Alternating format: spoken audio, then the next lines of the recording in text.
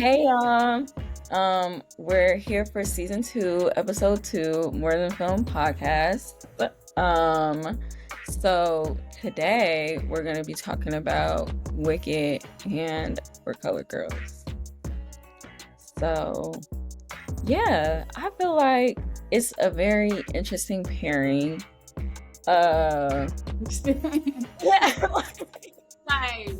Like y'all can't ever just be happy and just talk about a musical. Gotta be Where did For Color Girls come from? Hey, this is Zoe. And this is Kai. And we are more than a film. We're more than just a film. We're more than a film, more than a film. More than a film. Where we have serious and unserious conversations about film and other things. So, how about we just start with your general thoughts on Wicked? Okay. Well, guys, I loved Wicked. I thought it was so good. I just went to go watch it with my mom and my sister because I was like, okay, this is a cute little. We didn't spend Thanksgiving together. It was just I spent Thanksgiving with my dad, and she spent Thanksgiving with her dad. So we came together and like spent it with our mom the next day. So we went to go see Wicked, and I was like, cute. I thought it was gonna give Disney movie, which I mean it still did. But just the underlying story underneath it all, them casting a Black woman, I was like, oh, okay, like I see what we're doing. I see what we're doing here. I see what we're calling out. I really loved it. I love the whimsicalness of it as well, because I feel like we need to bring back whimsy movies. Like we need to bring back escapism a little bit, because nowadays all these movies be doom and gloom, and even though Wicked wasn't actually the most like light film, it was still like fun to watch, you know. But yeah, I loved it. Like I walked in there not knowing what the story was about at all. I just knew that it was the origin story of the Wicked Witch of the West. So I was like, okay, cool.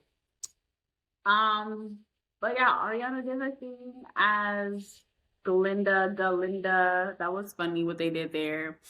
And Cynthia Erivo definitely did her thing with them vocals. And I can't lie, I see why them girls was crying. Like I see why them girls were crying up and down everybody's press events, everybody's press junket, looking like sometimes you gotta go off on a limb and look like a crackhead because you believe in some shit. And I feel like that's what happened, because you can tell like they put a lot into that movie. Like Ariana still is in character to this day.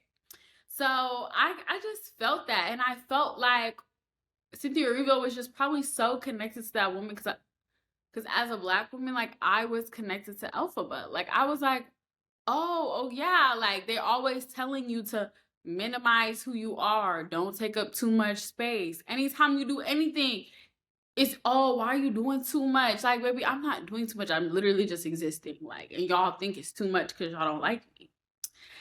And I was like, okay, I see why the girls are crying. Like, cause I'm crying too. I didn't cry in the movie, but I was close. I was definitely that bitch like, I was literally touching all the whole way home. Powerful. That was pretty good. You lucky hit that.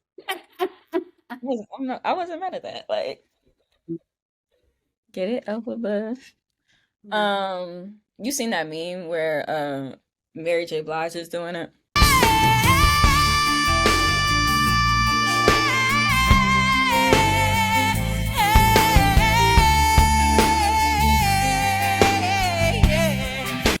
That would have ate bad. I can't lie. That would have been fire. That would have been I fire. heard all the other battle cries, and I was like, oh, Cynthia really chewed this up and ate it, because everybody else that did that shit, it was kind of chopped. I didn't really like it. I didn't like the little belt that they had to do. She can sing. Cynthia Erivo can sing. Like, she don't never disappoint in the voice like she can act too. She's a good singer and she's a good actor. Her voice is beautiful. Um, so yeah. What did you think about it? Um, I thought it was a bit boring. Like I thought it was okay, let me just start from the beginning. So I went by myself. So that's also like a that's a thing. So you know how you go to a movie also affects how you feel about the movie at the end. So basically, I went by myself, which I love going to movies by myself, like, so that's not the reason. But I didn't have my card on me. So I had went to the bar downstairs first, got me a little drink, was feeling good. But when I was drinking the drink, the bartender was like, so we don't take Apple Pay. So I was like, I don't have my physical card on me. So, but he was like, we don't take Apple Pay. So he said, I'm gonna do this one time for you. I'm gonna since you have the picture of your card number, just give me the card number. I won't tell nobody, whatever. So I was like, okay, cool, whatever. I just gave him a card number. My drink was paid for. But then I knew I couldn't get a second drink. Like I couldn't get a second drink because he wasn't gonna put my card number all the way in again, and he wasn't supposed to do that in the first place. So I was like, okay, I'm off one drink. You know, I thought this was gonna be a good little time. I was gonna have like two drinks. I was gonna be feeling good, and then I was gonna get into the movie. So, you know, whatever. I was enjoying the drink. This other guy next to me was like, um, I, what did he say? He was going to see this movie called Cats. I never heard of it, but you know, it was cool. Whatever. Taylor Swift? I think so. I had never heard of it. I haven't seen it, but that shit looked ass. No offense to I was like, what is it about? He said, yeah, a cat. I was like, okay. I need to look up the trailer to Cats because it's a musical, but they use like CGI to make like humans into cats. It looks scary. The execution of it. Okay. Yeah, because he looked a little scary too. Like he was, you know, he has a little flannel on, like, you know, in the movies, like, you know, and Nick, like that mysterious man at the bar, and you here to see cats, like, okay. So, and he asked me what movie I was going to. I was like, yeah, at first I didn't want to say Wicked, but I did say Wicked because I was like, you know what, this movie 3 hours. I'm gonna need me to be in like a reclining chair. Like I need to make sure I'm comfortable because it's already 3 hours. So anyway, off the man, that was cool. But I had one drink, and he was like, "You better rush to the theater because they close the doors at 15. Like you can't enter the theater late," which I didn't know that. So right. They don't play about the arts in New York. Like I was like, okay, like this movie, and you're gonna respect the theater. Yeah, and you're gonna be there in your seat, and I'm not gonna let you in. Like, bitch, I paid for my ticket. Y'all gonna give me a refund, or like that's crazy. So they were like, hurry. So I was like, okay. So I'm already getting rushed into my movie theater experience off one drink. Y'all don't even take card. Y'all don't even take Apple Pay. Like, okay, whatever. So I end up sitting by this white couple, really nice, like white couple. Like, and I'm like, okay, let me see if they gonna let me Apple Pay them some money, and then I can get me another drink and maybe like some. So I already knew. So I let the waiter come up to me and be like, what do you want? Like, I do my whole order knowing that they not about to take Apple Pay. And he was like, sorry, we don't take Apple Pay. So I just turn over and I'm be like, hey y'all, like crazy request. Like, can I put my bill on yours and I cash app? And they was like, nah, we don't got cash app, we got Venmo. I don't even know nothing about Venmo, but she said she got Zelle. So she was all nice about it. She was really nice about it. Her boyfriend was more so like, all right, bitch. Like, you know, like, because he was sitting right next to me. But he was letting her do all the talking and like, you know, let her do it. And she was like, yeah, totally. So anyway, what happens? Oh yeah, so I get my other drink. I get bottomless popcorn. Like I'm chilling. I'm ready for the movie to start. Like, and the girl next to me was real nice, and you know she. You said what? I got you by the bottomless popcorn too, bitch.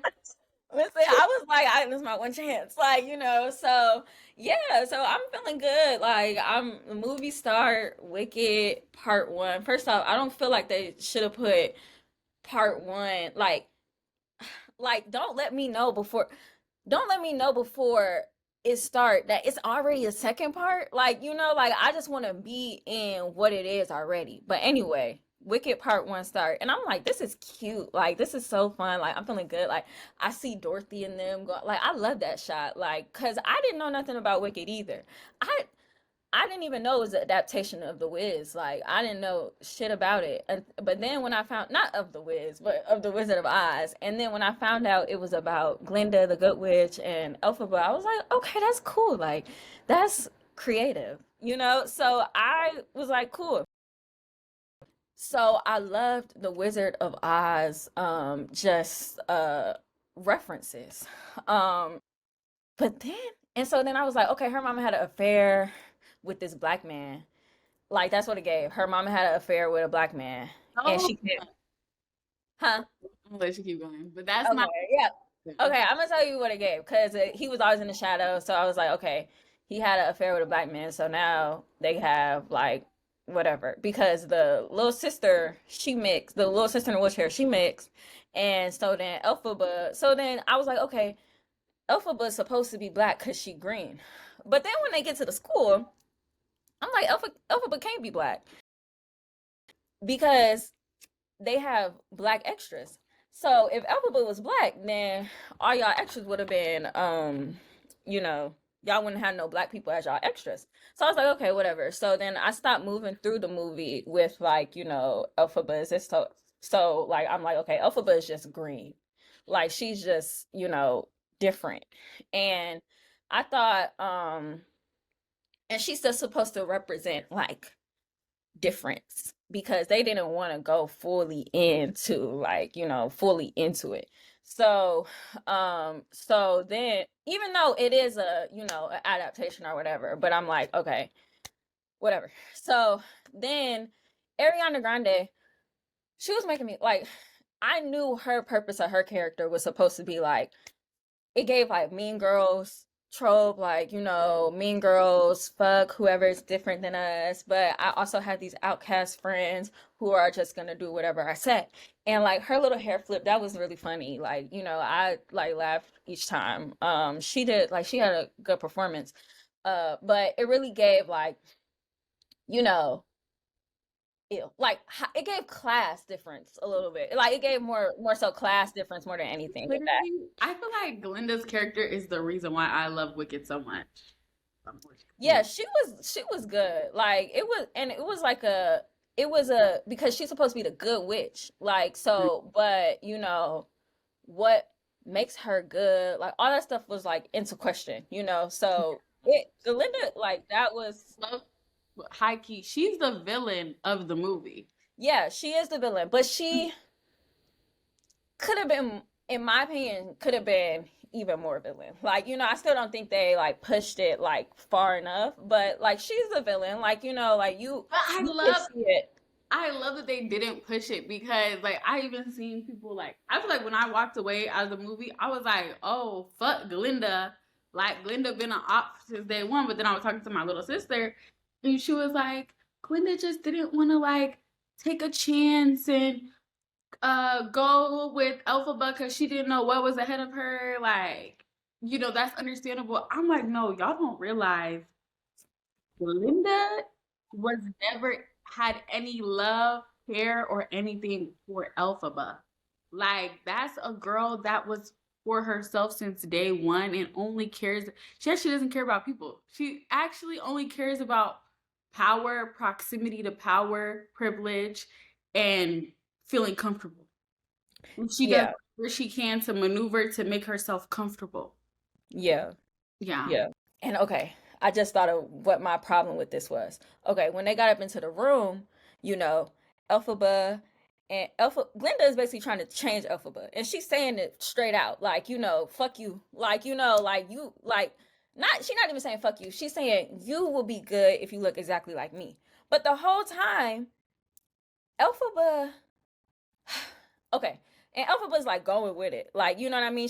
You see a little like twinge of her not going with it, like, which I love about it. Like, you know, you always see, which I really love Cynthia Erivo, because it's like you always she's very subtle with it. Like, it's like you'll see that something is up, but it's never like something is up. Like, you know, you see it, but she sort of still goes with it, which I think went with Elphaba's character. So then after Elphaba, after that, I feel like after that, I never see a moment where Elphaba, until the very end, maybe it's the very end, I never see a moment where Elphaba actually is basically like stops going with it until the very end. So then I'm feeling like, you know, she she got Glinda to hop on the train with her, and now Glinda is low-key like the hero. Like, you know, like Glinda is low-key like the nice bitch that, like, you know, basically they're friends now. So Glinda's the nice bitch. So then they find out about the Wiz and shit, and Glinda's scared and all that stuff. And Elphaba, you know, she's like, I can't do this. Like, I'm not doing this. Like, the Wiz, like, you're fucked up. And Glinda is like, yeah. And Elphaba's like, yeah, Wiz, like, you're fucked up. And I can't do this. I can't stand by and let this happen. So I'm gonna expose all of this and I'm gonna do my own thing. But the whole time, I feel like Glinda, then I'm like, then it's like Glinda's helping her at the end. Like Glinda, so Glinda never actually becomes like, you know, a bad, like Glinda actually is the hero of this story, because Glinda helps Elphaba become free. So now Elphaba's just on her own, like, you know, but Glinda is like, yeah, go, like, you know. So that's my reading of it. And I think the exact opposite. I think that okay, so that middle part where they become friends. And you're like, okay, Glinda is a good person. Like, I can see how they got this friendship. You're thinking that in your head. You're like, oh yeah, so Glinda must be cool now. Like, she got along, she defied what her friends in her community says and stuck by Elphaba. She went to Oz to go with Elphaba, and she didn't even she's helping her escape, da da da. And then it's that song, like, I hope you're happy with your choice, that made me realize that ending is really showing us, bitch, and look how y'all got gaslit, and look how y'all got manipulated by the girl with charisma and the girl with popularity, because she was never the hero. And that ending of her not going with Elphaba was like, and bitch, she was always the villain. Like, she was always doing whatever the fuck yeah, she did to put yeah, herself in the best position that she felt like she could win and get more power and get where she wanted to be, which was like to be a top witch. Like, when she went to Oz, she didn't go there because she rocked with Elphaba. She went there because she wanted to go see the wizard, because she wanted powers. And she's Elphaba's friend too, so she's like, right, oh, bet, like, I'm gonna go with you.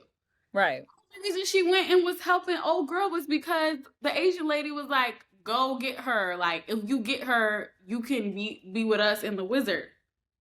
That's the only reason why she was with Elphaba, because she was like, okay. She was thinking in her head, like, let me just help this girl and try to figure out, try to talk her down, try to get her to come back to us. And then she realized that shit wasn't working, and she was like, oh shit, let me align myself with the wizard, because at the end of the day, all I give a fuck about is my position in this society and in this place. And that's why I feel like Glinda is she's such a good villain, because nobody's gonna tell you outright she's the villain. We're gonna charm you. We're gonna make her so pretty, so charismatic that you forget that she's the villain. And it kind of reminds me of, like, she's like the everyday person villain, like the person that watches oppression of people go by, but says, oh, I can't do nothing about that. Or if I say something or do something, then I'm going to get scrutinized.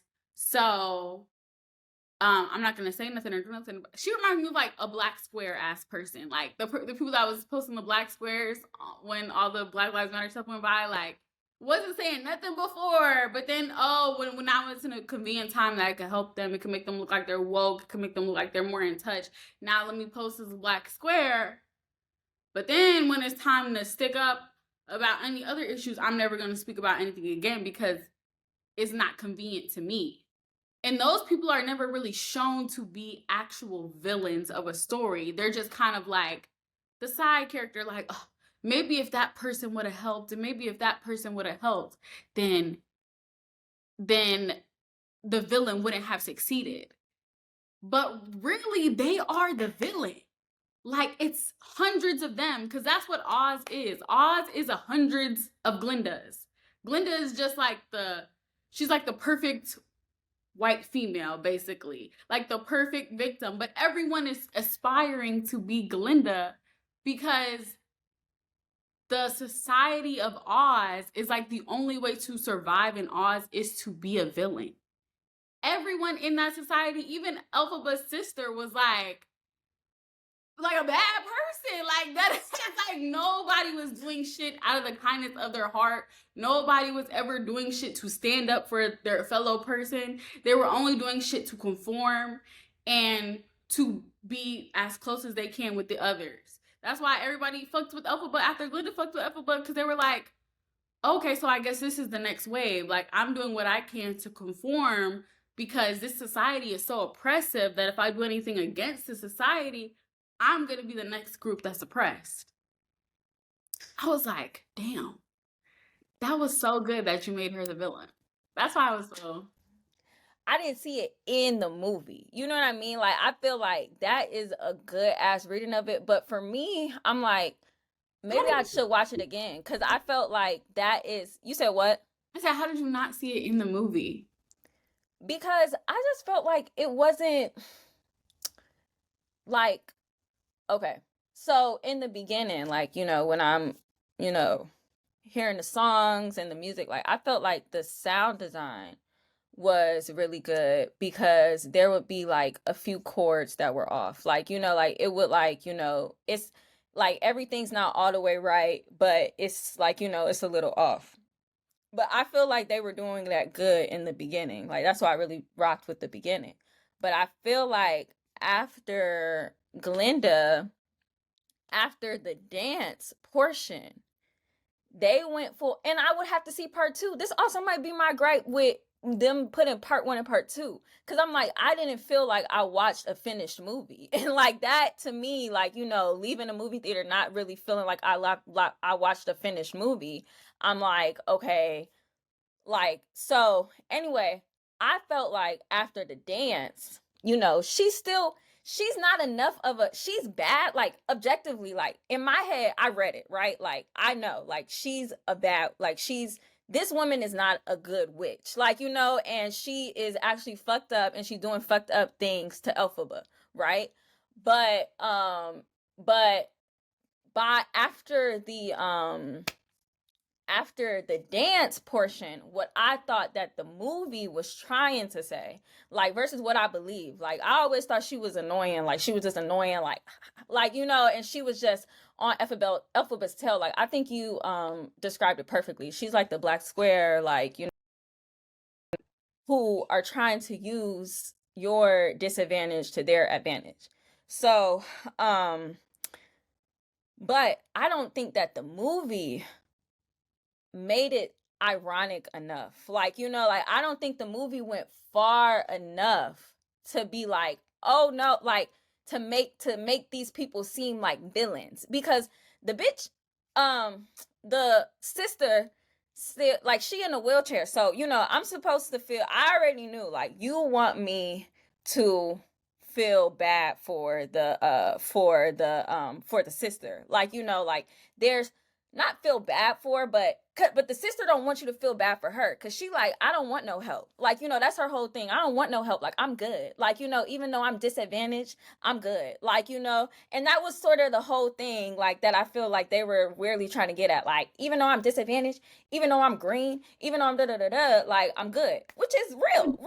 Like, you know what I mean? I don't disagree with that. Yeah. What are you about to say?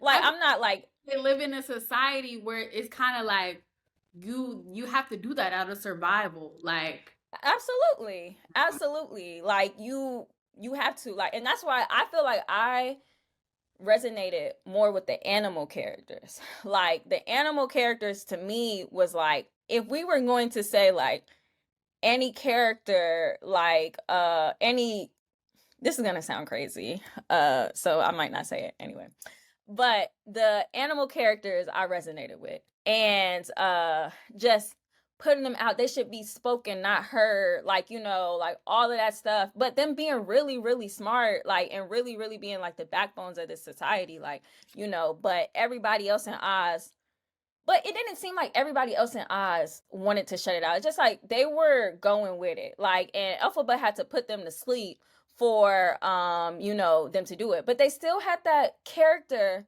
that the man character, Elphaba's love interest, the white man, but he went and he saved everything with her. Like, she couldn't do it by herself, or she couldn't do it with other, like, it was, she had to do it alone. And then there's always this like white savior. It's always this like, y'all never go far enough. Like, y'all always like are safe. And I feel like the movie is just too safe. Like, to me, that's why I said I love your reading of it, but I feel like if the movie really wanted to do some shit, they would have went further in showing, like, actually showing that, like, our first like image, everything that you just said. Cause I'm like, damn, that's like deep as fuck. Like, but I just feel like they were too safe. Like, so that's just my opinion of it. I think that's the beauty of the movie, though, is that it's so safe. It's like it's like the actual subtleties of life, because in real life, like, people aren't these, like, it's not that many people that's psychopathic, killing machine villain type people. Like, people are not like that fucking mean in real life, but they do things to where it's like, but that's actually sinister. Like, if we look at the grand scheme of it all, if we keep doing shit in this culture that we created is crazy. It's sinister. And I feel like even the beginning of the movie, that's why I also, when I rewatched the No, the Wicked is Always Lonely, that song, because I was like, they were showing us in the beginning of the movie, hey, this society that we're about to look at is sick as fuck. Like, the way they was all cheering and stuff for this Wicked Witch of the West, nobody even really like encountered her. They just knew like myths about her. And then they had that whole thing where they burned her down. And Glinda not even wanting to say nothing for real. It was like, oh, like, we're dealing with like a group of people that are in a hive mindset that just are very sick. Like, they want their trophies, they want they're kind of psychopathic, but because everything is beautiful, because we're having all these different colors and we're yellows and we're greens, it doesn't look like it's a sick society, but really, like, we're in ancient Greece with it, for real. Like, that's how I felt when I rewatched the Wicked is Always like Lonely. Like, I was like, oh, okay. And I don't know, I really loved the subtlety of it, because it really makes you sit and think, like, sometimes the things also just with each other, it's like sometimes the bad things you do are not saying F the animals. Sometimes it's saying, why do I have to care about the history of the animals? That don't concern me. Sometimes it's just saying that, and then having your neighbor say that as well, and then having that neighbor say that as well. It's sometimes being a bad person is watching someone get oppressed, someone get locked up, someone get their voice taken away from them and saying, that don't concern me. Like, and sometimes being a bad person is not questioning what the society is telling you. Like, and I also love that too, because I felt like how like Oz had his power, like he just had his power off ignorance.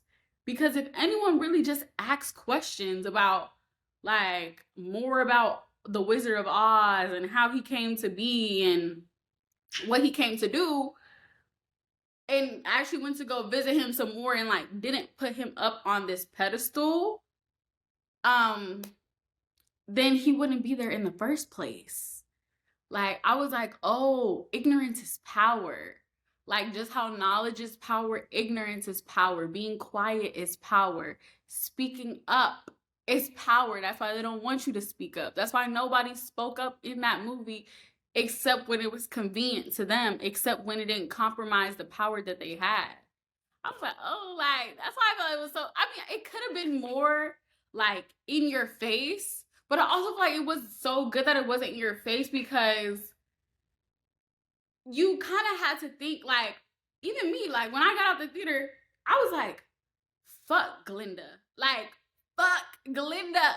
But then my sister was like, girl, like, Glinda wasn't really the problem. Like, I mean, she was a problem. Yeah, she should have helped Elphaba, but she wasn't that bad. And then I had to think, no, why the fuck does Glinda rub me the wrong way? Like, why does everything that she did rub me so wrong? And it was like, oh, because of this. Because, like, even when she changed her name from Galinda to Glinda, she only did that because the white boy was, like, giving Elphaba more attention for, like, hanging out with the animals and stuff. And she was like, okay, what can I do to get him back? Like, nothing she ever did was ever genuine. She didn't make not one genuine move out of like love and kindness in that whole movie. But because she presents herself like she's lovely and kind, you automatically associate her with those qualities, and you think, okay, what she's doing is not that bad. Like, the people in this movie aren't that bad. The wizard is bad, yeah, because he's enslaving the animals, but is it really that deep? But then you think, okay, but how did we get to that point? Oh, because all of these subtle things were actually that deep. I don't know. That's what I loved. That's what I loved about Wicked, for real. And then I did like read up on part 2 just because I was like, okay, let me make sure my hunch is correct. And so in part 2, I think it does make a lot more sense, especially about Elphaba's sister. Even seeing kind of how the society has kind of affected her and stuff too. But I think part 2 makes more sense. But I did hate that they split it up into 2 parts, because I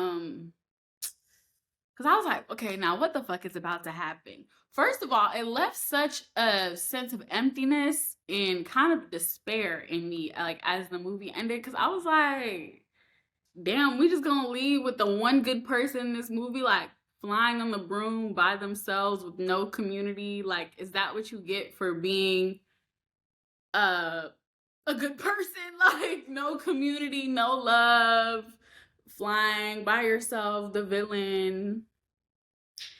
And so that's what I didn't like about it. But I guess there is a part 2. So, well, and that's what I'm saying. Like, I feel like where your reading, like, what you liked about it and shit, I'm just saying, like, I'm sure that's in part 2.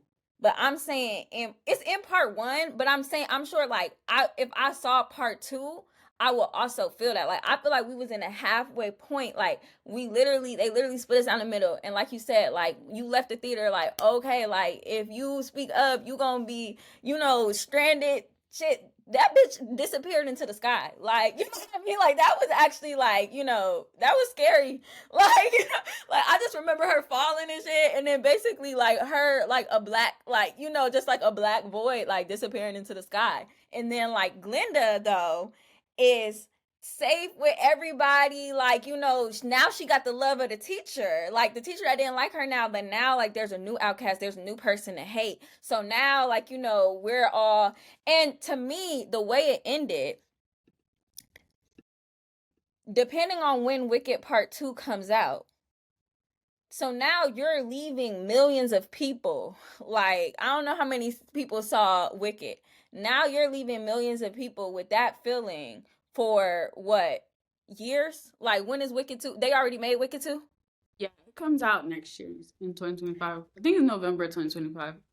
You gonna leave millions of people like that for a year? Now, you could have a strategy with that. Like, but what I'm saying is, when a movie as big as Wicked, like hundreds of millions of dollars of marketing, and like, y'all are pushing something to the masses. Like, like something is being pushed. Like, I don't know what it is. Like, I can tell you what my reading of it is, but I think your reading is really good. Like, I really hope it's that. But when you have that big of a movie, Wicked was probably the biggest movie of 2024. So if you took your ass to the theater to watch Wicked, you're coming out with some sort of subtle message, because they're pushing, like, people push images to masses. So you say y'all push that, right, to millions of people because it's the biggest movie. And then you leave us with that last image, which is going to stick, because the last image of movies is what I feel like. I mean, a lot of things stick, but that's what really stick with everybody. You leave us with that image in our psyche for a year. Like, to me, that's crazy. Like, that's crazy. And like, it's just not really, I don't like it. It's fishy to me. It's fishy. So it's like, it's fishy. Yeah. I feel you. Yeah. But I'm being pessimistic about it. Like, don't, like, I also feel you. Like, make sure you know that. Like, I also feel you. Like, I'm just being like, it's fishy. Like, I'm being whatever about it. But no, I did walk out of the theater uneasy as fuck. Like, so are you telling us not to rebel? Like, are you telling us there's no point in rebelling? But then I think what also gave me hope is that when I walked the theater, because I was with my mom and my sister, when me and my mom were talking about that movie, and I think it was like my sister stepped in and was like, I think you guys are doing too much. Because me and my mom were like, yeah, and that's how they get you. And that's how, and you see how she did that? Like, she played herself like she was a good person. She positioned herself in a way where you think, and that's why you can't trust. And I'm not going to say who you're saying you can't trust, but y'all could fill in the blanks on who we think you can't trust in this society. And then I was even saying, like, because I was about to say, do you think it's a generational gap too, though? Like, because if you and your mom are talking about it, because you and your mom know, but what are y'all? So I'm like, your reading of it, I would have loved for you to come into the class that come to the Boys and Girls Club this summer, like literally been like, we're going to see this movie, y'all, and then take the kids to go see Wicked, and then we come back, and if you said exactly what you just said, like, that was a good learning, like, lesson, like, they took away that lesson. But if you didn't say exactly what you said about the movie, is that what the younger generation, is that what all of them are coming out of it with? And that's just what I'm questioning, because you and your mom arguing about it, but your sister is not the face of all, like, all the whole younger generation, but she's a representative, right? So it's like, if she's coming out saying that, but y'all are saying something completely different, something's fishy. But that's also why you gotta be in your kids' lives and take them to the movies and talk to them after the movie. But no, there is a generate, like, and I feel like that's what Wicked was talking about too. When the history teacher, they try to shut down the schools because these kids don't have the historical context that me and my mom have about this world and the society to be like, oh yeah, this is what it's about. That's why they trying to kill the English teacher and shut the English teacher up, not the English teacher, the history teacher, because you just realize history is repeating itself, and you can just look back at the history book and say, oh yeah, that's what's going on right now. That's what's going on right now. Oh, okay. Oh, it don't really take that long to do this and this and that. Like, I keep bringing up to you, like, how apartheid started in South Africa, because I be looking like, baby, we on chapter 11 right now. of how apartheid started in South Africa, like in the US. So,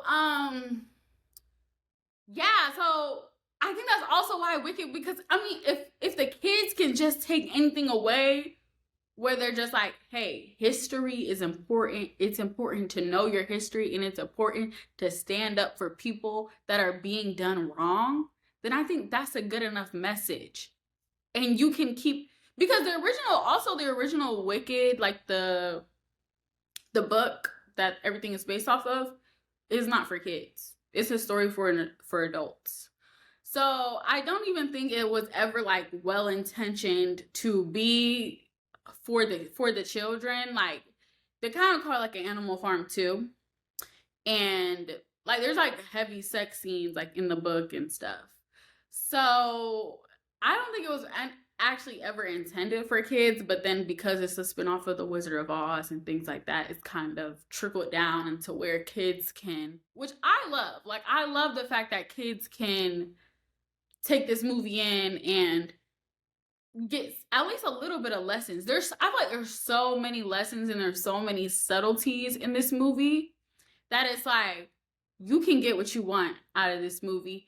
And if at least a little bit of it sticks, like you've made someone a better thinker, you've made someone a little bit more like media literate. And then if you can keep digging and finding out, okay, why did this not hit me the right way? Like, why did I feel this way about this character?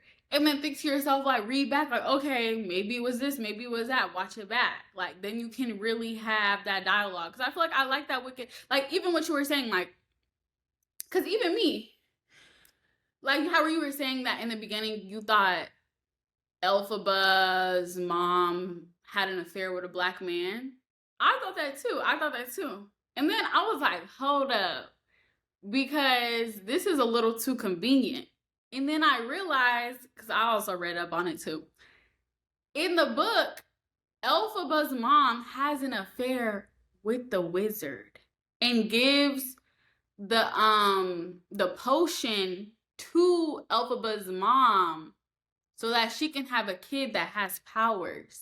And that's why Elphaba has powers, because he needed someone to be able to read the book with the spells in it.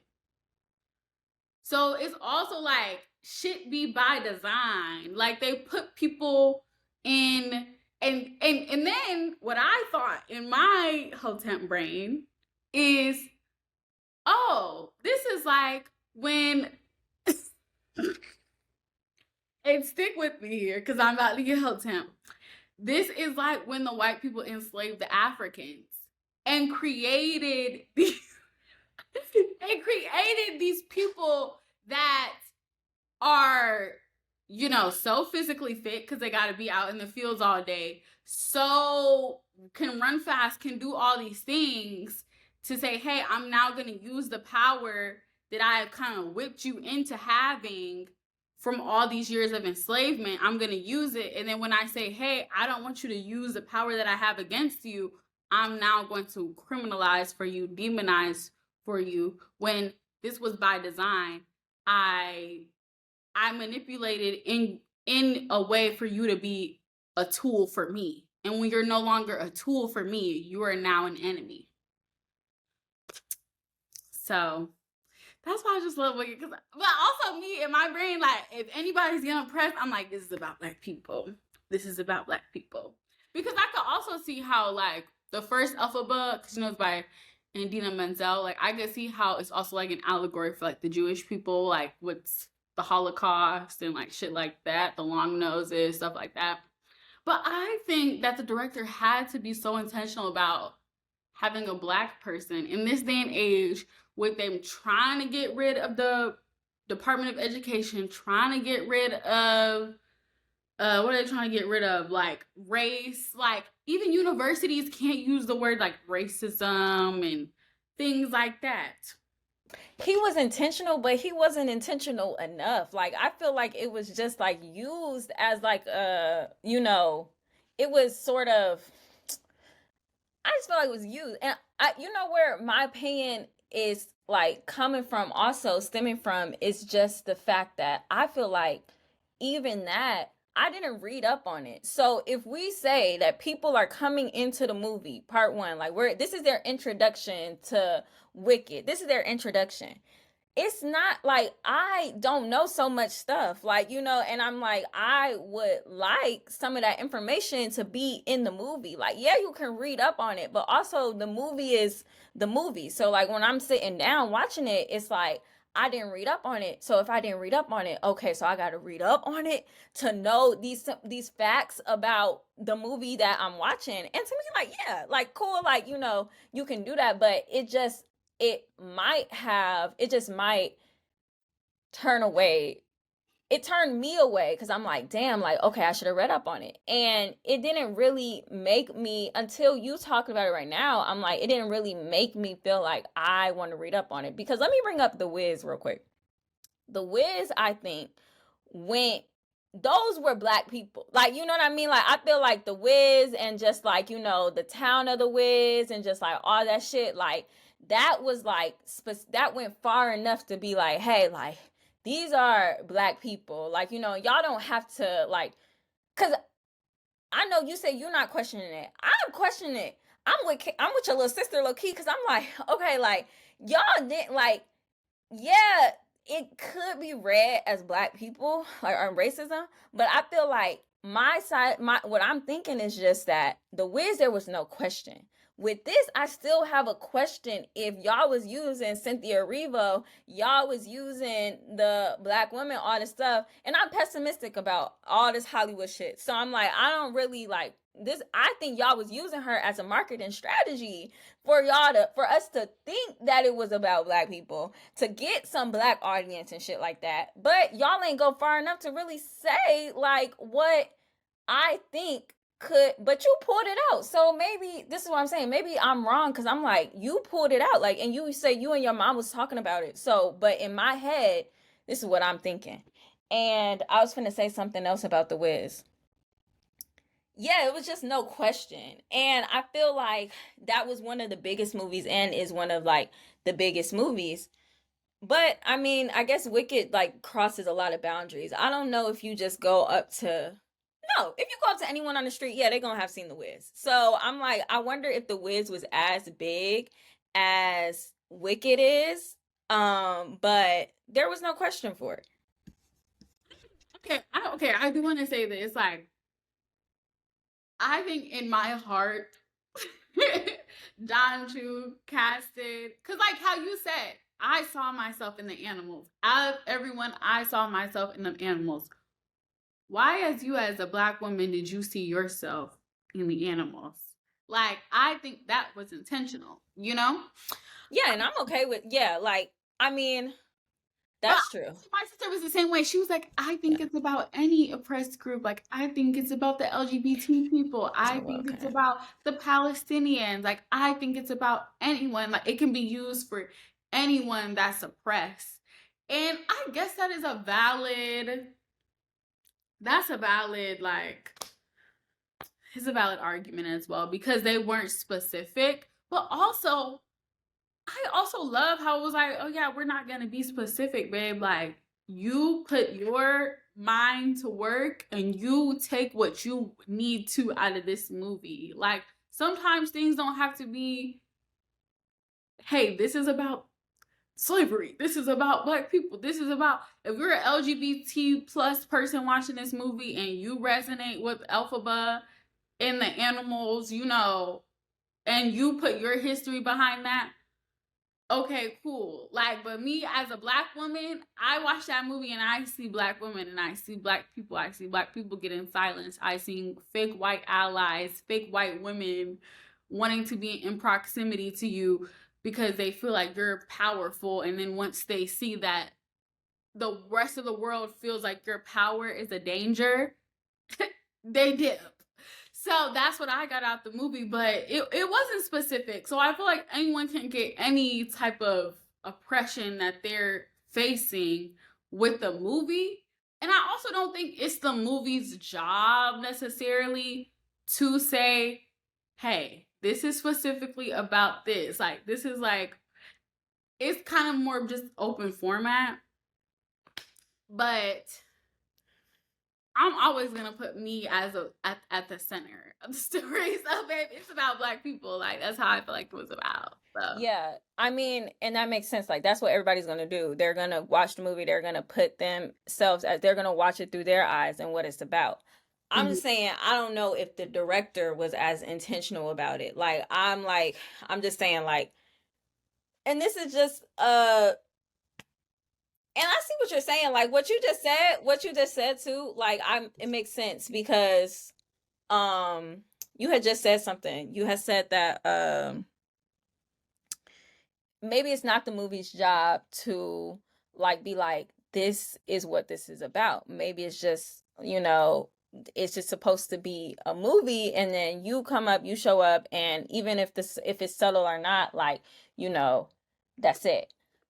And that makes sense. Like, you don't have to put so much on movies where movies are like always like, this is about this, this is about this, this is about this. But to me, I still feel like there are some problems with one, like, being able to be like, okay, generalizing like everything, so that's, to me, that's a problem, that's a flag.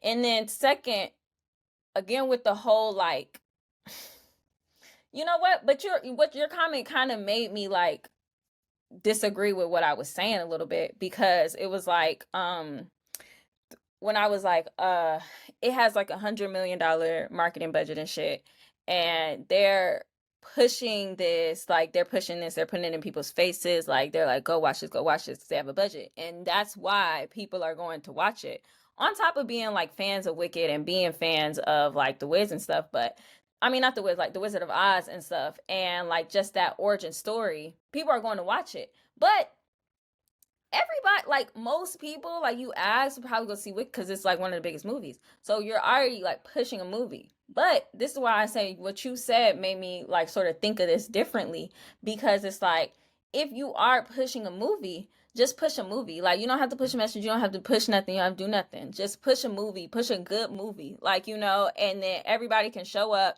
and get whatever they want from it. Like, it don't gotta be, it really don't, it could go, we could say it wasn't about nothing, like, you know what I mean, like, and it's just a good movie. And if you showed up and you didn't get nothing from it, then it's fine. If you showed up and you show, like, you interacted with it in terms of like your identity, whatever identity you are, then that's good. Then that's a, like, then it's a movie, and movies are movies again, versus like, okay, like, you know this is about this, this is about this, this is about this. So like, it's definitely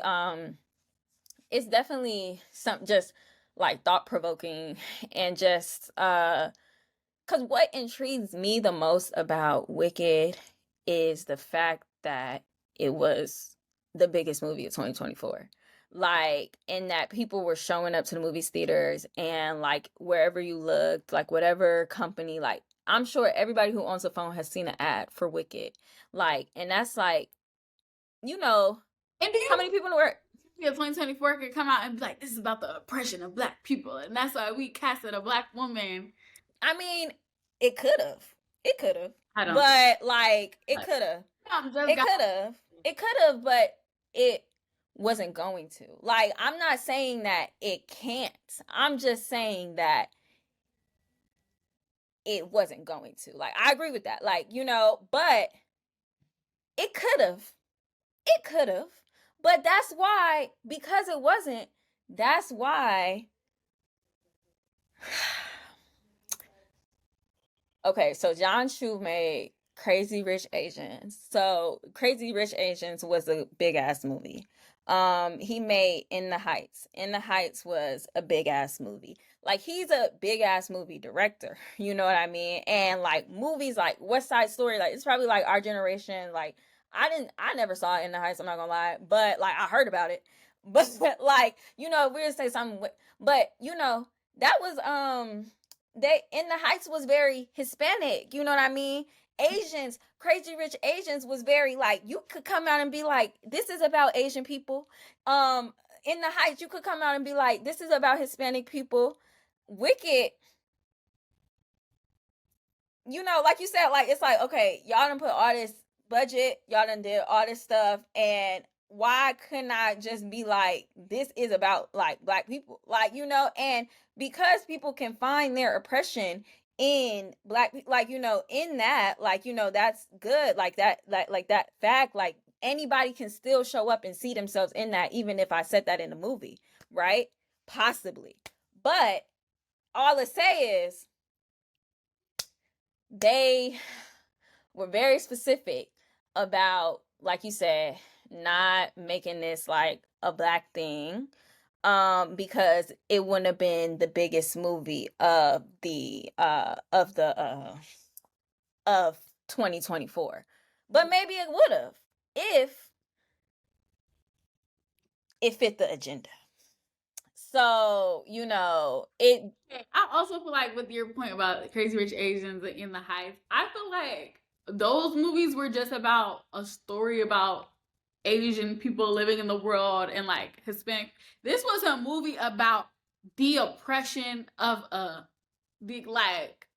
the structural oppression of a group of individuals in society. So it's kind of Right. different to be like, yeah, like Crazy Rich Asians is just about some rich Asians trying to find love.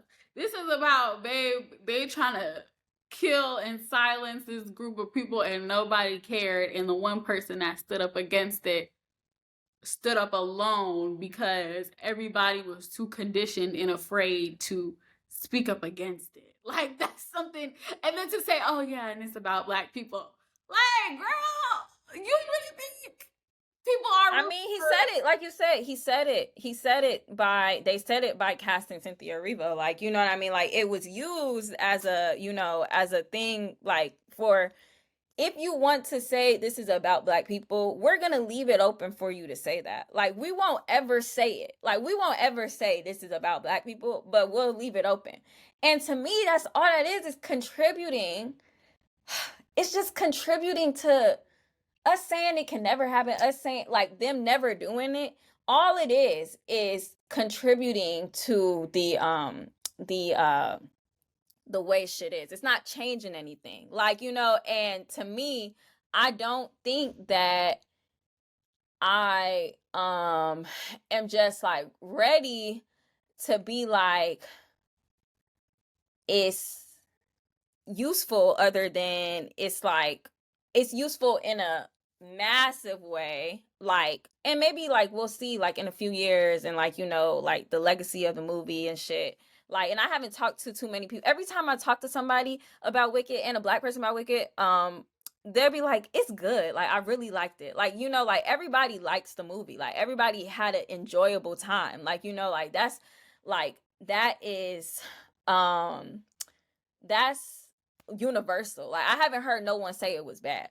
But the thing is, where I lost my point a little bit. They were saying it basically. He was outwardly like, he was like, they were kind of like getting at it, but I think them like breadcrumbing it, and never just being like, cause think about it. I think they wanted Kamala to win, because Wicked would have also been a whole different movie had it wouldn't have been a different movie, but it would have been read from like a lot of people, I think, because in a different way, or, you know, maybe it's read in the same way right now, because now that I'm thinking about it, like I'm like going deep in thought, I'm like, okay, I could see how that aligns with what is like directly like going on now, you know. But it's also like, y'all just, the biggest movie in the world is still breadcrumbing this shit. Like, that's just compliance. Like, that's not really like anything to like celebrate, like, to me. So I don't know, like. And I think we should have an episode about this too. The rise of white supremacy in the media is now at, we're getting back to the 90s levels of media pushing white supremacy. And the way that the beauty standards are going, the shows that are getting greenlit, the movies that are, we're in war propaganda nuclear family, white man leads the way, skinny, like Catholic, like we are in that type of hellscape again. Like I promise y'all, in about 3 to 4 years, if we are not really using our noggins, using our brain, and we should probably have an episode about this, babe, we're about to see levels of colorism, racism in the media in a way we haven't seen in a long time. Because the way everybody's straightening their hair, the way everybody's getting relaxers again, the way everybody's turning to country music, the way all the shows getting greenlit now have white protagonists, the way one of the biggest shows everybody's talking about, Lioness, is military propaganda. Yeah, it's bad. It's bad. Like because we're also like attached. Like when we talk about like everybody is attached to their device. So it's like you're seeing the images. You might think you're picking the images that you're seeing. Yeah, your Apple Watch, your iPad, even going down the subway, sitting on the subway, everything is everywhere. And you may think that you're choosing what the fuck you are seeing. You're not choosing anything that you're seeing. So I go to my For You page right now, and all I see is Blue Ivy and Beyonce, and I'll see Halle Bailey and her child. I'll see Halle Bailey and DDG, and I'll see some like some AI images, or I'll see like some couples. You know, it's basically like couples and shit like that. That's being pushed on me. I didn't say I want to see that. So all I got to do, like, I may interact with one post, but now that I'm interacting with one post, even if I go to my For You page, y'all are just showing me that all the time. So whatever image, you open your For You page right now, whatever image, this is what they are pushing on you. And you just don't have a choice. Like, you know, unless you just turn the shit off. Like, you know, you just can't look at it, because unless you turn the shit off, yeah, you know, turn the TV. Like, unless you turn the shit off, you can't avoid it. And you low-key still can't avoid it, because, you know, when you're on the train and when you're just walking, when you're da-da-da-da, like, you know, you see it. And also, because I was just having a conversation with my friend yesterday, and we were talking about, like, Doechii, right? And I've been a fan of Doechii for a few years now, like, you know, loved her. But now, like, she's being pushed, right? Like, she's being like, something is like catapulting her. Now, that's when it comes in, when I'm like, do you critique it based off the fact that, and critique don't mean good or bad, it just mean question.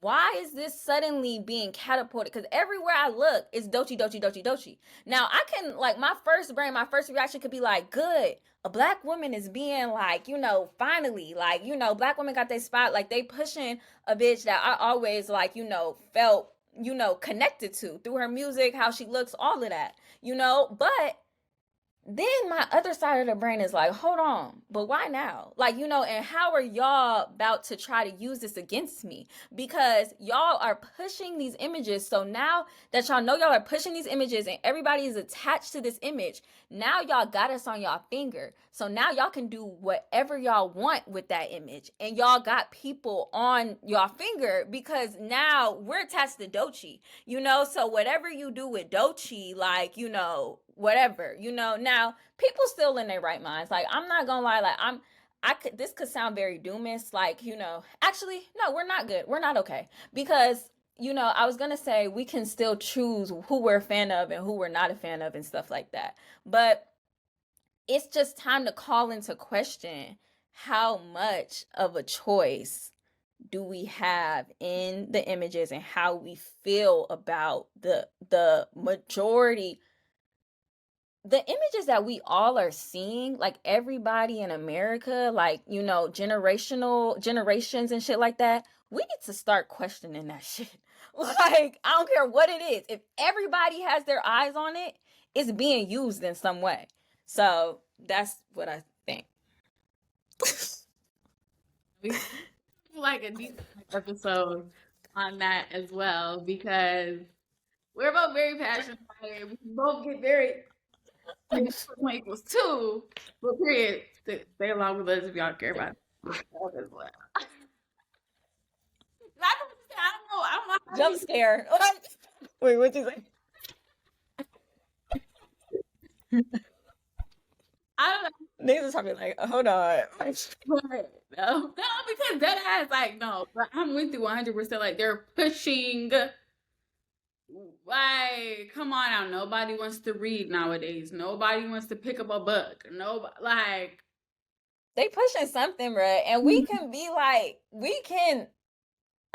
like, they're pushing kids to be streamers. Kids don't even want to graduate high school. I'm looking at Rakai all down my TL. This is a little 16. right, exactly. Like, don't go to school. That be at everybody's house. Not going to school streaming. The kids are growing up. They want to be streamers. Exactly. They want to sit in their home and stream. Hey, chat. That's weird. Every time he say that, like, every time, that's weird. Like, something like, in me, like, I'm like, that's a little weird. But what did I say when we first got on this podcast? Should we live stream sometime? Like, like, so I'm like, but I don't really believe that. Yes, like, virtual podcast talking to ourselves through the screen, and it's like, but that's crazy. Like, you know what I mean? It's kind of like it's in a way where it's like, it's kind of unavoidable now. Like, and that's scary to me. Like, it's like, our choices are just getting less and less, and they can turn this shit off at any moment. They can turn this shit off at any fucking moment. But we're so attached to it that we won't, it's gonna be fucked up. It's gonna be fucked up. So either way, I was gonna say something else. Okay, I was gonna bring up Blue Ivy. She's a child, but I was gonna bring up the marketing of what happened. Okay. I was gonna bring up the marketing of what happened, and what I wanted your opinion on this, because we're talking about kids movies, all this shit. Like, so after the Lion King, premiere and things like that, what I kept seeing was like, people being like, this is for Blue Ivy should be an example for all little Black girls to know that they can do whatever they want. And I saw that like on Essence, like I saw that on like a few like big things, and I saw that like a good amount of times, and it called into question again, because all I saw on my For You page was Blue Ivy. Now, whether I wanted to see all of that or not, I saw it, and it was all like, all through my timeline and shit, and I can't avoid it unless I just stop scrolling. So, because we're also pushing it, right? Like, people are also sharing it on their stories, sharing like, we're also like pushing all these images ourselves, right? So with that rhetoric, right, that's what I just want to know your thoughts on that, like, I guess, because it was interesting to me. I'm like pushing like Blue Ivy being like, you can do this too. Yeah. Like, and not like your thoughts on like whether or not, like, it's just, is that true? Or is that being used against us again? Because that's all like we're seeing if we're online.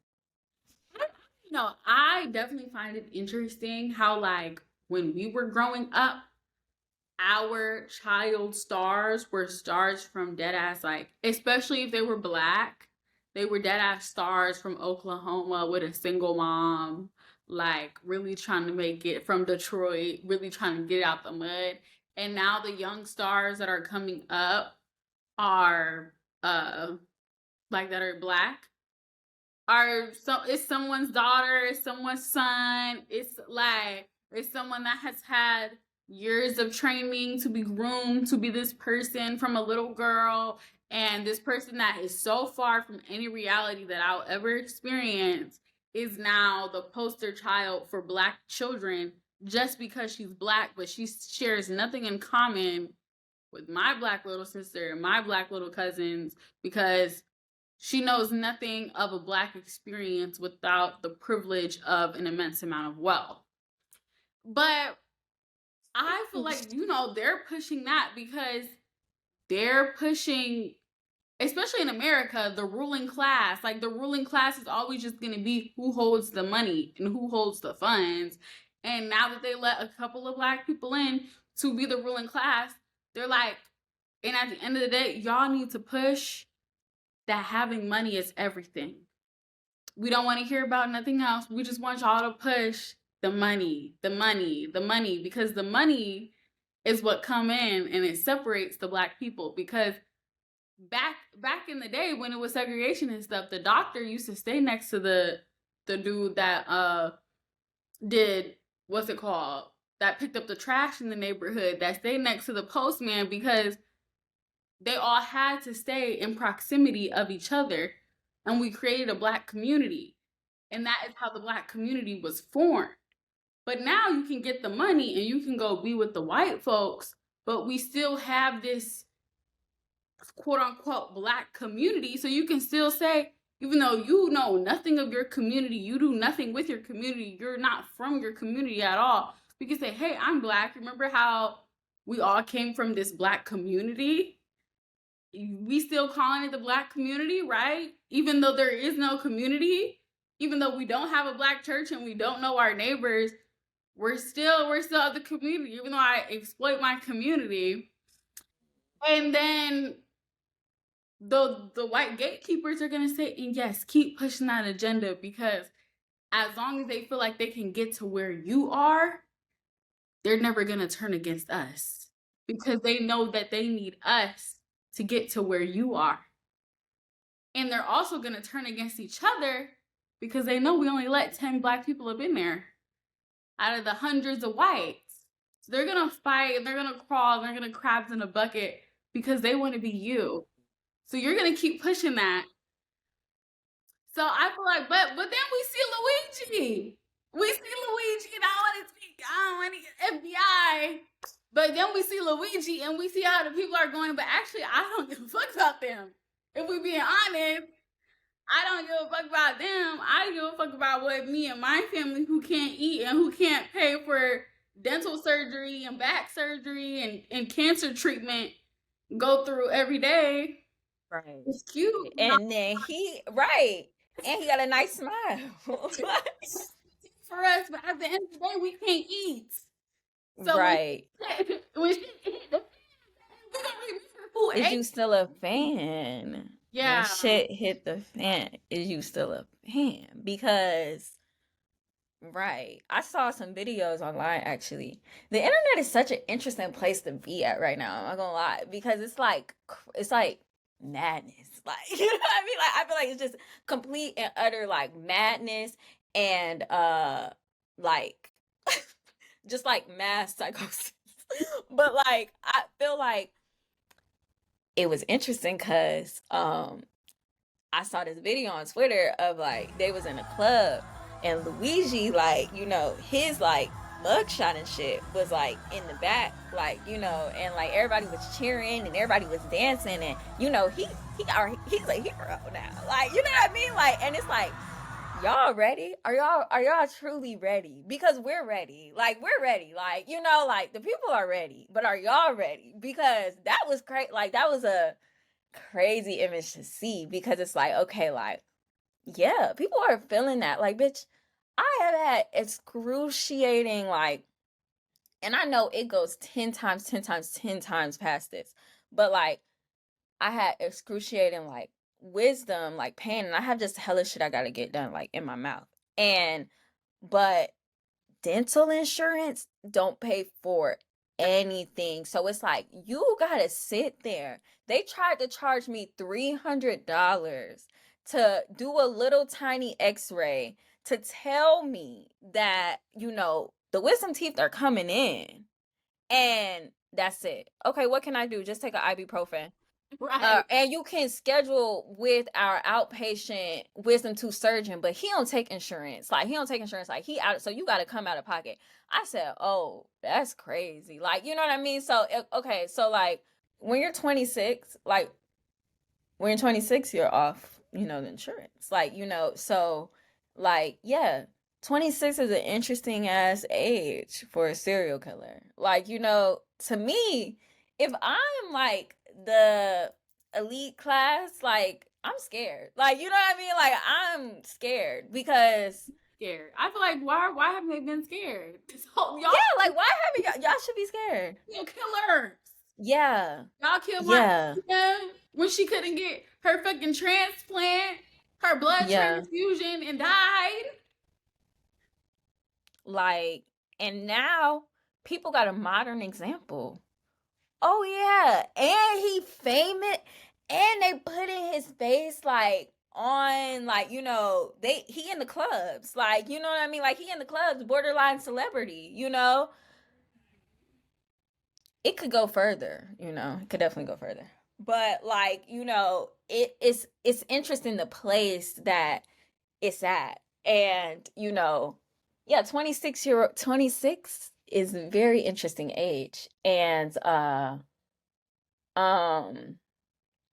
they always say like when you're above 30 now whether or not disagree with or not but like when you're above 30 like the revolutionary like you know sort of like spirit you have for everything to change and stuff like that kind of like it dwindles it continues to dwindle like so I always say focus on people who are below 30 because they still got something in them like and most people don't keep that past you know past that age like you know it's harder and harder to keep it and I feel like we all got our examples we can go ask our parents shit like you know what I mean like what y'all believe like what they all gonna say the same thing and then they're gonna be like you know yeah like we had kids we had to survive we had to you know do this do that so if we look at this generation coming up anybody below 30 like you know something's happening that's very interesting Kids, I be like, do you know that everything correlates and everything is by design? Because the 30-year-olds that are when our moms are 30 and these new 30-year-olds that don't got no kids, these millennials that be 34 on the internet, like fuck the government, because I still don't got no kids, because I can't afford no kids, and I can't afford a house, and I can't afford insurance. And they said, oh, let's cut their water off. Let's ban abortions because we need people to settle down. They're a bit too free. We need to. They're a bit too free. Yeah. We need to get something so they're not so free anymore. Yeah. The ruling class begging us to have babies because as our numbers dwindle, our powers rise. They need us more so that we can churn out whatever products, whatever things that they need so they can consume, so they can take more from us. If there's, and I know this is going to sound crazy. No. I'm with you, sis. I'm with you. I'm with you. A lot of us, but if there's less of us, then there's less tools. There's less. Once you run out of 75 hammers, bitch, you out of hammers. And so then what's going to happen with them hammers?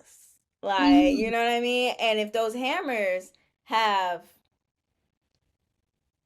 self-determination, like if those hammers have self-determination, like if those hammers actually turn the TV off, like actually for real, would those hammers, in your mind, would those hammers be equipped to ham some shit out that they could live in?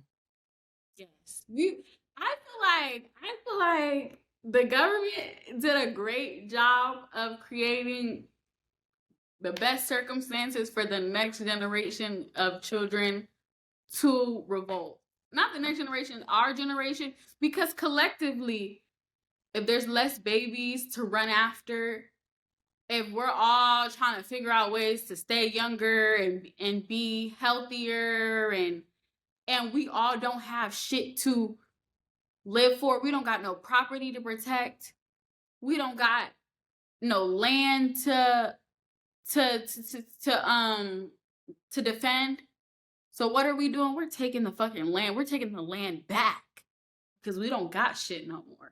We don't got no land to defend. We don't got no property. We don't got no kids to protect. All we got is us. All we got is right now.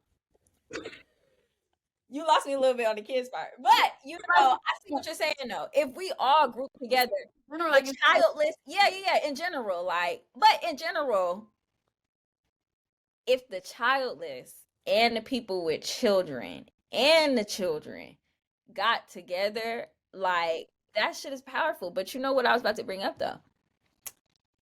So we get our land back, right? We done ham some shit out where now we living on our own land. Like, the hammers are hammering, the hammers are good, hammers protecting.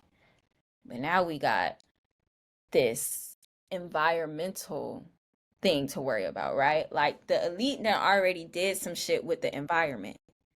Now, what we finna do? How we finna protect ourselves with this environment?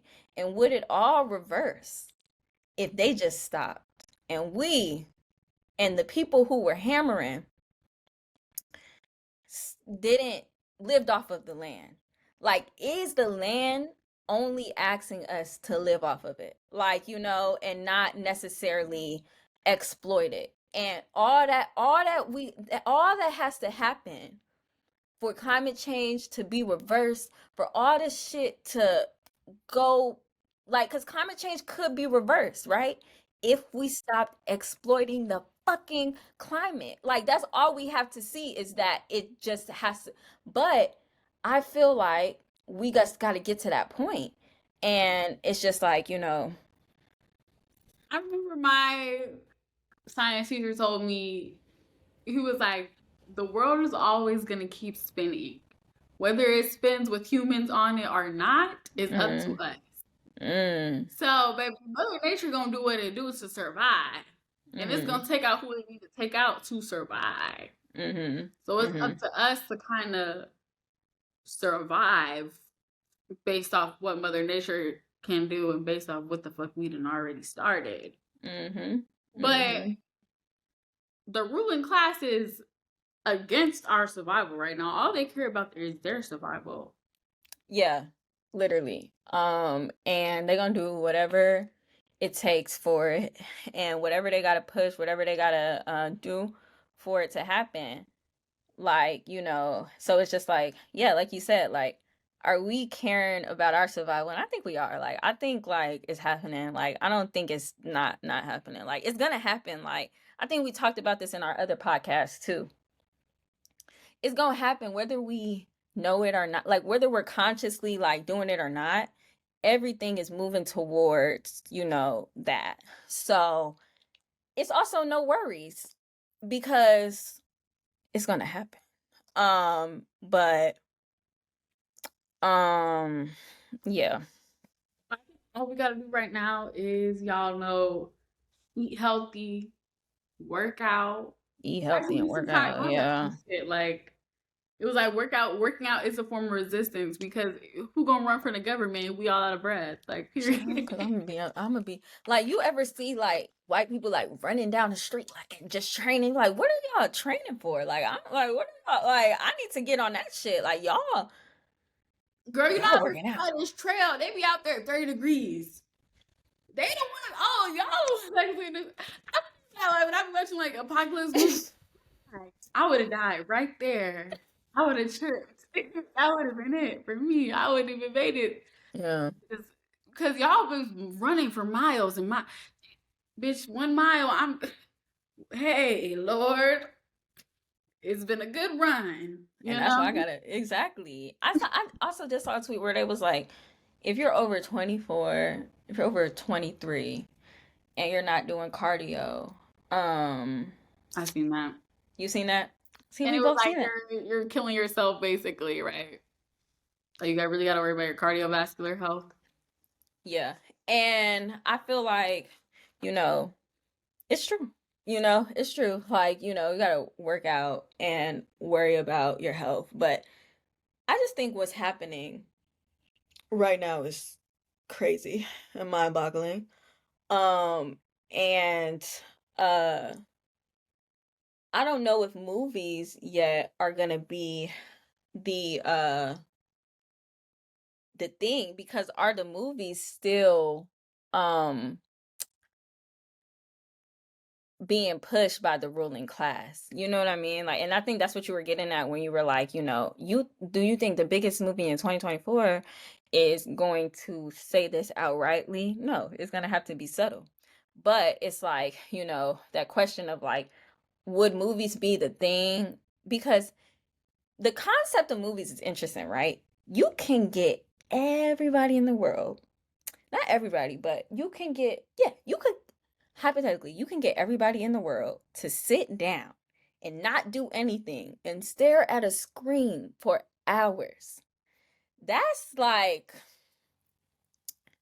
that shit is like spell work a little bit. Like, not even a little bit, a lot of it. And I acknowledge that like fully whenever I'm making a film, whatever. Like, I'm like, that shit is deep, right?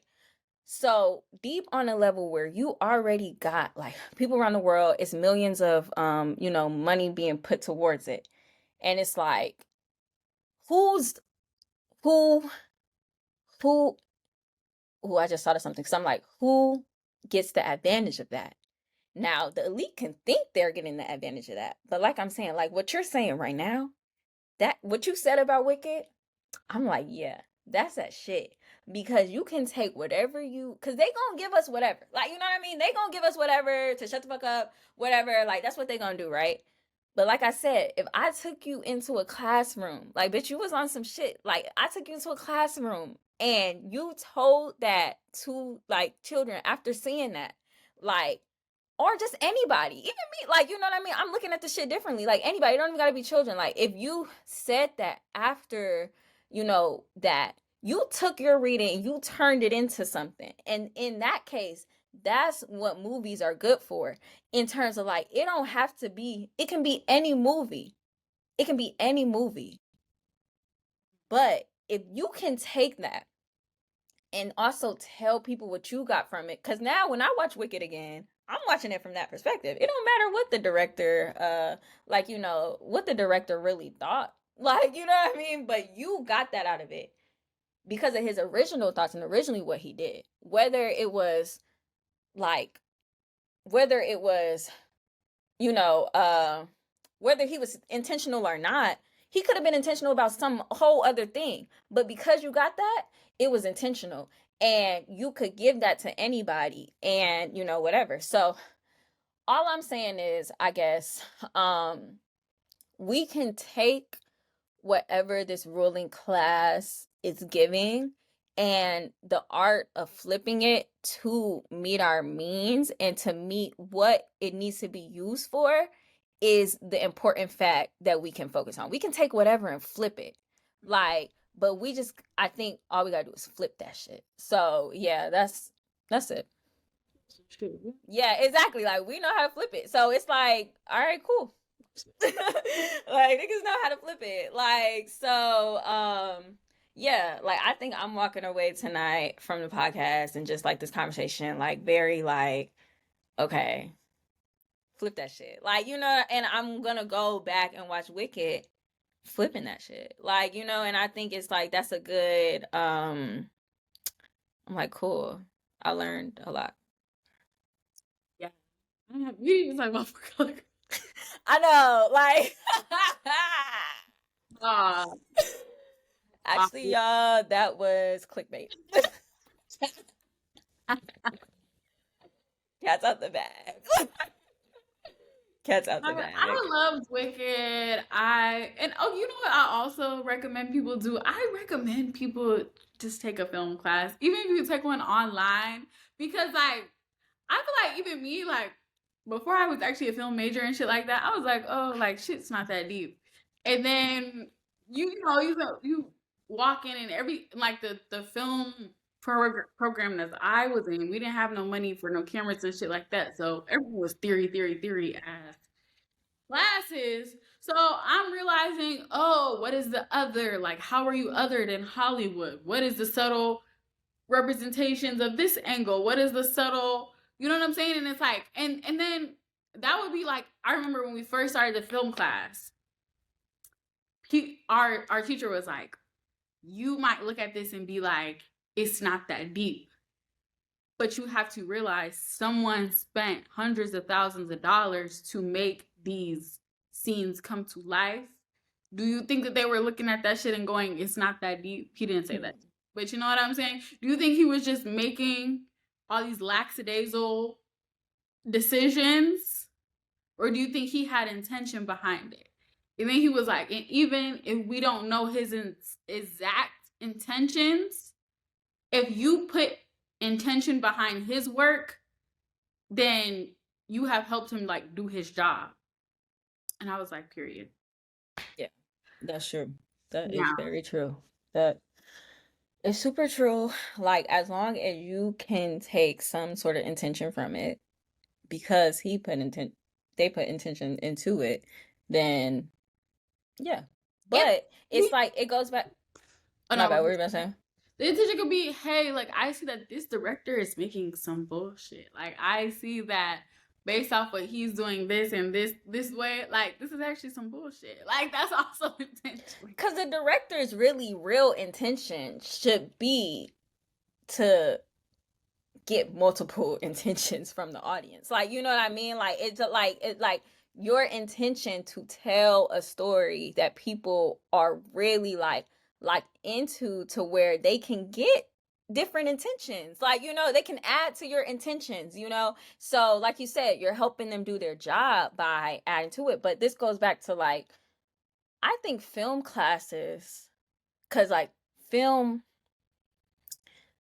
studying film, what I've realized is that the image rules society. Like, you know what I mean? It rules society. Like, what, and it has ruled for a very long time, you know? And it's not necessarily, and maybe ruled isn't the right word, because there's always multiple societies. Like, there's, like, you know, things that are under the image, but, you know, the image of things. Back to hieroglyphics. Yeah, even if you go, exactly. Like, it's always been king, like, right? Like, and especially like when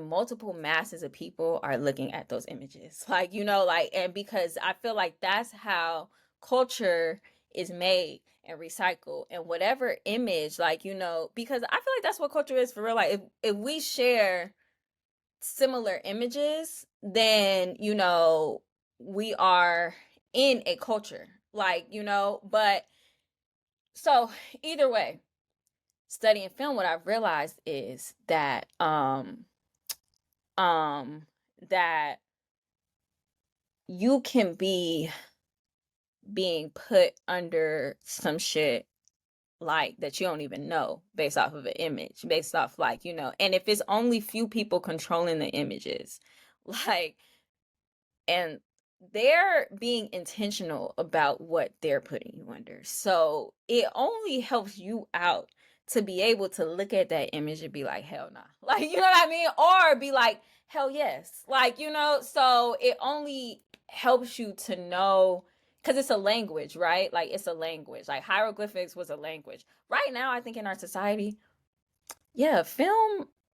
And it's crazy because most people would think, oh, like, the movie industry is you know, it's dying. I don't think it's dying out. And I think it's actually just being basically where there's going to be fewer and fewer and fewer, like in a fascist society. Like, there's fewer and fewer and fewer, like, movies, fewer and fewer, but people are watching that, and the image still controls, you know. And so there's going to come a time where, well, there could come a time where there's only one movie that comes up. And so we're going to have to be able to read those images. Ooh, that just scared me. That just put some, like, chills on my eyes. I'm like, hey, there could be a time where there's only one movie that, like, ever comes out. But maybe not, because everybody having a phone, everybody having, right, like, maybe not, because, like, yeah, everybody has a phone, everybody is, you can have a camera, you can document. But I'm saying one movie that comes out, I'm not saying in general, like, because we can always create our own images. Like, that's not a question. Like, whatever image they're giving is not the sole one. I'm literally just speaking from like the image that not multiple people, masses of people are seeing. Because, yeah, that's power. In a way, like, that is power, like, that they have. Saying is the plot of Wicked as well. And yeah, and listen, I'm on your, like, after we had that whole, like, deep dive, I'm like, I see it. Like, I see it, and I see how, like, it's important to see that from that movie. Yeah, so. Storytelling is one of the most powerful pieces of like nonviolent, like power, like period. Like it's like storytelling and the invention of the gun, and like, because if you think about it, like, and I'm a Christian, but look what the story of Jesus did to the world, y'all. Like storytelling, images, like, because we might not be able to speak the same language, but we can look at the same things and put our own inferences based off of what we see when we put these two pictures together. Mm-hmm. Facial expressions are the same throughout cultures. So yeah, like you were saying, like image is power, like for real, for real. It really is. And like you said, like, yeah, that what we see, like, that's his own language. That's his own language. And like, yeah, you can be speaking a whole different, like, spoken language or written language, but there is debate. Like, there is debate, and that's like the beautiful thing about it, is that no one can ever stop the debate of what it means to them, what it means to their culture, what it means, like, like, and that's the beauty of film. Like, you can never, like, force people to think one way about this shit. Like, you could never, like, like, that could actually, like, never happen, because people have their own brains. They always have their own brains. They always have their own minds. So it's just like, but you could keep people complacent. And I think, like, when, like, the filmmakers and shit like that are making these, like, these images that are being, like, basically pushed out to the world, I think that's an important question that they always should keep in their mind, is like, am I being complacent in using this tool to further something? Or am I, using this tool so people can show up and, get what they want from it? So, and it's not necessarily like silencing anyone or whatever. So yeah, that's very interesting. And again, about the whole, like, image thing, like, even though there's a mass image, and like you said, like, look at what the image of Jesus, because if we really went into it, like, the image of Jesus was used from the very beginning to, because I always go back and forth, like, I wonder what Jesus would think about, like, how his image has been used, like, from the very beginning. Yeah. It seems like they jumped on it and was like, this is how we finna use this. This how we finna flip this. Like, you know what I mean? And so, yeah. And it's been being like flip, flip, flip, flip, flip. Like, but it's like, once you get to a point though, and like, you look at different cultures will have different relationships with, like, these images, because you can still build your own images. It just makes it harder when the wider culture and society, like, if you're in, like, this fascist state, and like, you need your phone to survive, so you're stuck to your phone, so they're actually sending whatever as they want to your phone, because they're tapping your shit, and like, you can't really, like, choose unless you decide to live another way.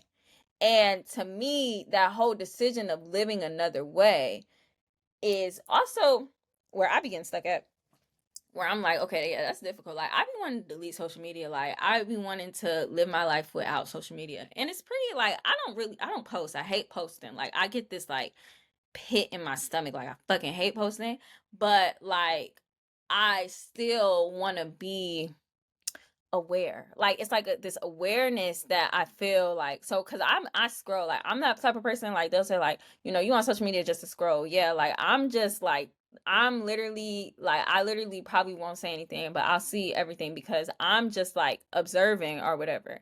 And but I hate when I post, because I, for some reason, I don't know, I tried to get over it forever, but I feel like I have an addiction to watching and consuming, and it makes you feel so like ill inside, and I still just haven't figured out a way. And I think the thing that's also making me feel ill inside, because why can I not delete this shit? Because I know in my mind I could if I just did. But what is stopping me from saying fuck that? Because I could still be healthy. I could still be that. I could still be that. I could still live my life because I'd still be alive if I delete this shit. But there's something like some like addiction. It's like an addiction thing where it's like, you feel like you need it to survive. And that's fucked up. And it makes you feel like you got like, it's fucked up. It's fucked up. I was really just talking to my coworkers. I was like, bro, I think I'm about to get a flip phone. That's why Yeah. my phone broke. I'm off the iPhone 8 right now. That's why I haven't upgraded my phone, because now that I'm using my iPhone 8, it makes me a little bit less inclined to just be on my phone. And I was like, bro, I dead ass like. First of all, I think I have social media induced ADHD. Like, I dead ass think that my attention span is fucked, like in a crazy way. And yes, like I does be like fiending off this shit. Like I be having, if I ever want to lock in and get any type of work done at all, I have to go lock my phone up in a closet where I just gotta like get a chair or something just to go get my phone, just to go get something done. And then the minute I get it done, I'm like rushing to go get my phone. And then I think the saddest thing about it, and why I really feel like you're an addict, is like when you rush to go get your phone to see, because you think people have texted you and you think you've missed out on the world, and then you look and nobody shit to you. Nobody. But I kind of like that feeling, low key, because it makes me feel like I could go without it. Like, like it makes me, it just reaffirms that like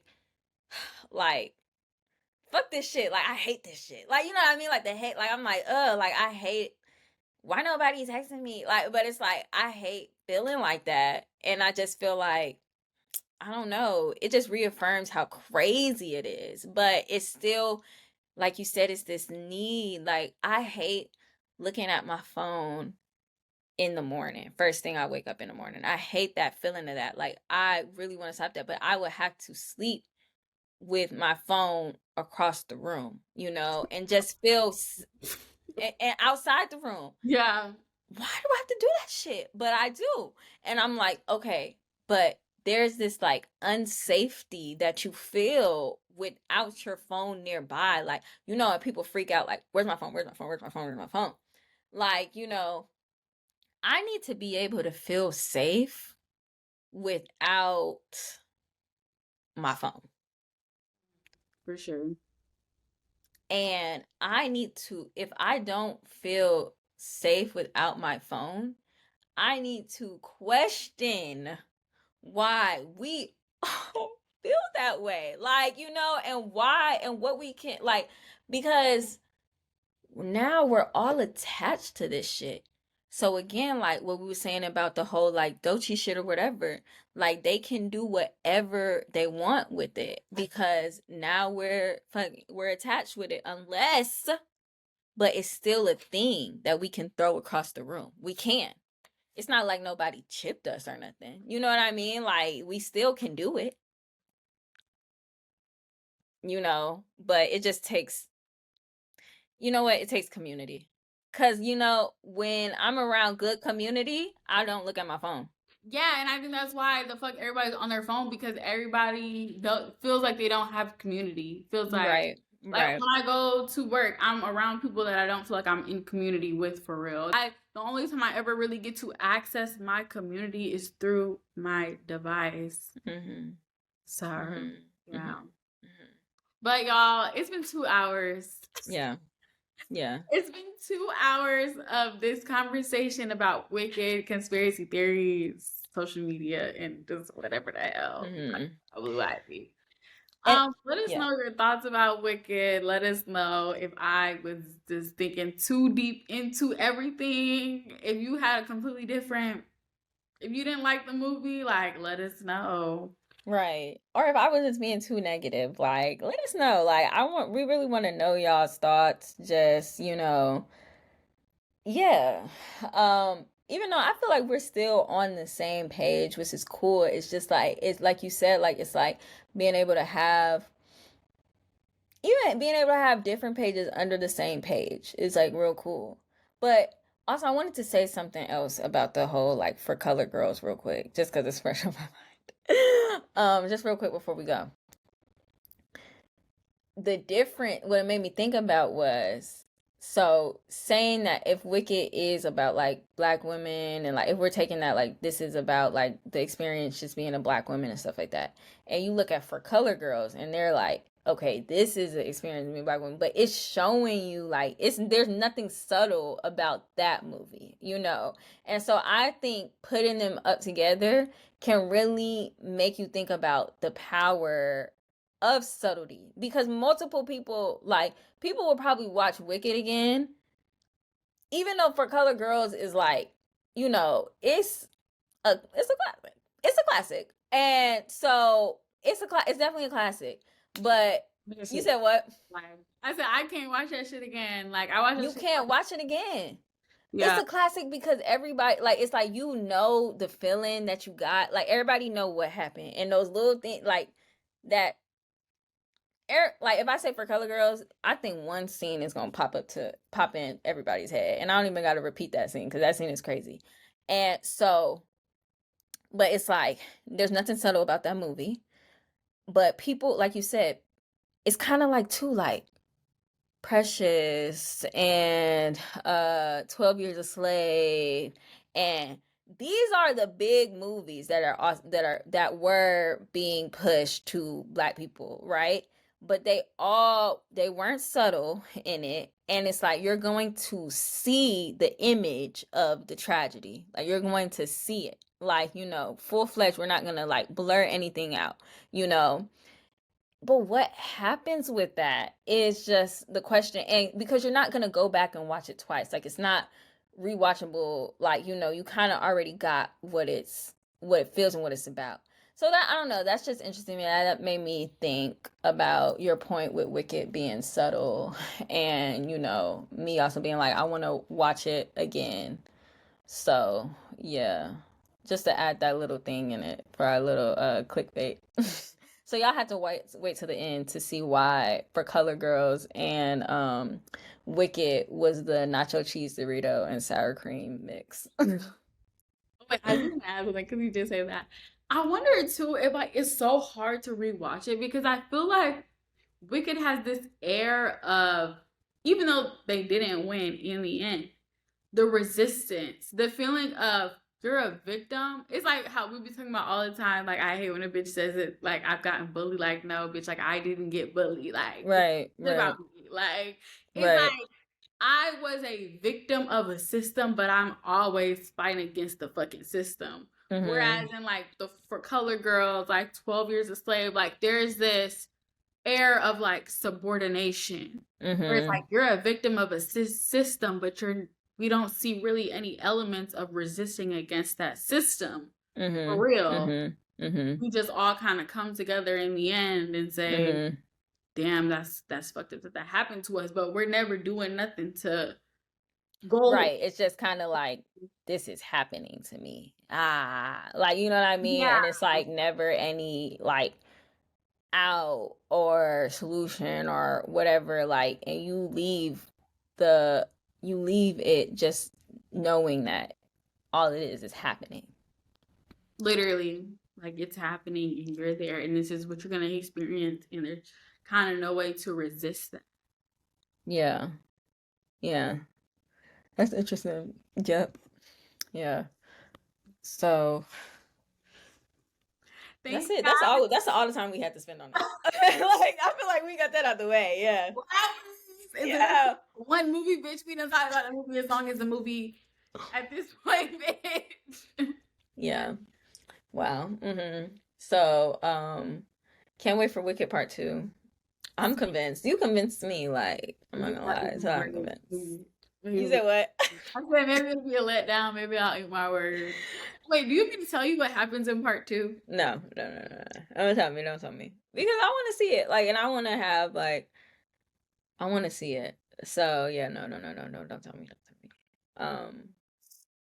I'm a little bit more excited because I was like, okay, but like, I'm a little bit more excited about part 2 to see what. To me, I think they should do part 1 and part 2 together, but I see what they're going, where they're going with it. They wanted 2 movies. They wanted to make money off of 2 movies. So, but I think it would have been cool for them to do part 1 and part 2 together. But either way. Y'all, this was more than a film. More than just a film. More than a film. More than a film.